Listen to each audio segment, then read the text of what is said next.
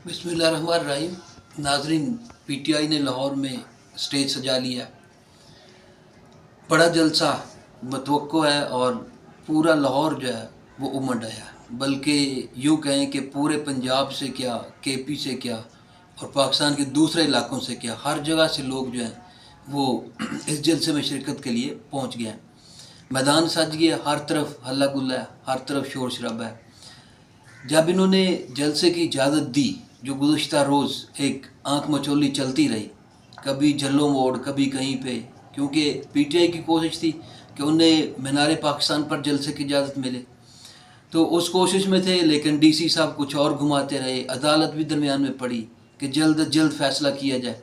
फिर इसी तरह कभी जल्लो मोड़ का नाम आया, कभी कुछ कभी कुछ, तो रात गए जो है वो काने की मोएशी मंडी का इंतखाब किया गया।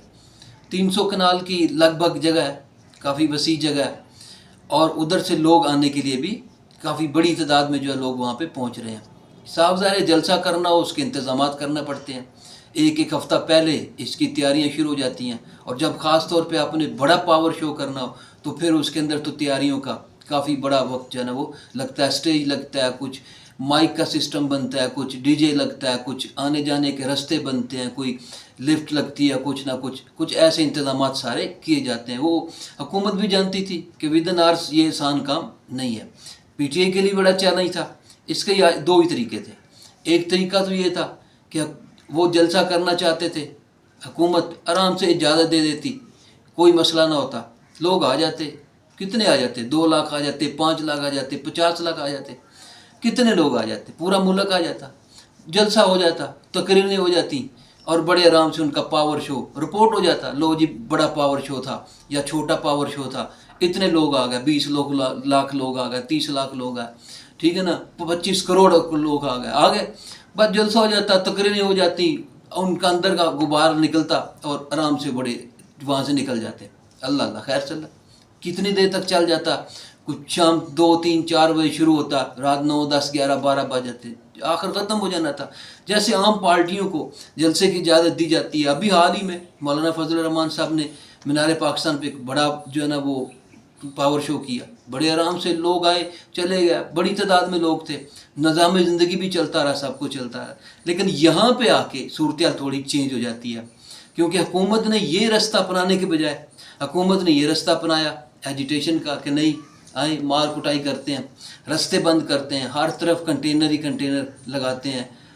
अटक जो पंजाब को मिलाता है सरहद के साथ, उसको बंद कर दिया। अली मीन गंडापुर साहब वहाँ से एक बड़ा लाव लश्कर जे लेके वो चल पड़े, और वो भी अब तमाशा जो है ना वो सारे का सारा साफ ज़ाहिर। कुछ यूट्यूबर्स, मीडिया कुछ ना कुछ रोकने के बावजूद कुछ ना कुछ जो है ना वो इसको शो कर रहा है, दिखा रहा है कि ये क्या सूरत हाल है। इसी तरह जलसा गाह के अंदर भी लोग पहुंच चुके हैं, बल्कि रात से ही लोग बैठे हुए हैं, पकड़ दकड़ भी शामिल है, हर तरफ कंटेनर ही कंटेनर जो है ना वो लगते हैं। मीनार पाकिस्तान का नाम लिया गया, मीनार पाकिस्तान के 6 गेट हैं, 6 के 6 को ताला लगा दिया गया, ठीक है, बंद कर दिए गए। इसी तरह पूरे शहर के अंदर कंटेनर ही कंटेनर है, बाहर से आने जाने का रास्ता भी इतना आसान नहीं है। तो कुछ ऐसी सूरत डेवलप कर देना कि जिससे सस्पेंस भी पैदा हो, तजस्सुस भी पैदा हो, लोग खुद सोचने पर जो वो मजबूर हो जाए। हुकूमत ने ये रास्ता इख्तियार करना ज़्यादा पसंद किया। इसको कहते हैं कि आप जानबूझकर दूसरे को पहले से कहीं ज़्यादा बूस्ट दें, ठीक है, इसमें तो कोई शक नहीं है, ये बात तो कोई भी दो राय नहीं है कि इस वक्त क्या पिछले 2 साल से जितने पीक पे इमरान खान साहब की जो मकबूलियत है, अपनी तमाम तर जद्दोजहद के बावजूद, पकड़ धकड़ मार कुटाई, ठीक है, 9 मई के हवाले से केसेस, सब कुछ, ठीक है, कारकुन जेलों में, लीडर जेलों में, सब कुछ, मतलब उनका सबसे बड़ा लीडर जो उनका सरकर्दा चेयरमैन है वो ही जेल के अंदर बैठा हुआ है, दूसरे लोग बैठे हुए हैं। कोई मेन क़यादत सिवाय एक अली मीन गंडापुर के जो खुद बन रहा है कि मैं किसी तरह से बन जाऊँ, तो वो उसके अलावा बाकी ना मामूली लीडर हैं जिनके पीछे कोई ऐसी बड़ी, अगर कोई आ रहा है पीछे तो उस एक लीडर की वजह से आ रहा है जो जेल में बैठा हुआ है, और जिसकी मकबूलियत जो है वो कम होने के बजाय दिन ब दिन जो है वो बढ़ती जा रही है। इनकी तमाम तर कोशिशों के बावजूद जो है ना वो सब कुछ वहाँ बेकार हो। आप खुद देख सकते हैं, मुख्तलिफ मीडियाज़, मुख्तलिफ यूट्यूबर्स आज की सूरत भी दिखा रहे हैं। तो क्या ज़रूरत थी ये रास्ता इख्तियार करने की کہ بجائے اس کی کہ بڑے پرامن طریقے سے ان کو راستہ دے. سیاسی جماعتوں کا حق ہوتا ہے, دنیا ساری کے اندر ایسا ہوتا ہے. کسی بھی ملک کے اندر چلے جائیں جہاں بھی ڈیموکریسی ہے, ہر جگہ پہ ایسے ہی ہے. لوگ اپوزیشن بھی جلسے کرتی ہے, حکومت بھی کرتی ہے, ٹھیک ہے, تھوڑی روک ٹوک بھی ہوتی ہے, کچھ نہ کچھ بھی ہوتا ہے, لیکن اس کا یہ مطلب نہیں ہوتا قطعاً بھی کہ آپ سانس لینا ہی بند کر دیں. کہ ایسا ہو سکتا ہے 45 شرائط کے تحت اجازت دی گئی کہ لو جی یہ شرائط ہیں, ان کے تحت آپ نے جو ہے جلسہ کرنا ہے, ادروائز آپ جلسہ نہیں کر سکتے. لیکن اس کے باوجود حال دیکھ لیں کہ صورتحال کیا ہے کہ نہ تو یہ وقت پر شروع ہوتا ہوا دکھائی دے رہا ہے اور نہ ہی وقت پر ختم ہوتا دکھائی دے رہا ہے. اس کے بعد کیا وہ 8 ستمبر کا جو اسلام آباد میں جلسہ ہوا اس کی صورتحال پیدا کریں گے. اس کو تو یہ پھر بھی برداشت کیے بیٹھے, پارلیمنٹیرینز کو اپنے پکڑا, سب کچھ پکڑا, اور وہ سارا کچھ یہ برداشت کیے بیٹھے. کوئی کسی کو جو ہے نا وہ کسی صحبت کا یا کسی مشکل کا کوئی اثر نہیں اس کے پورا.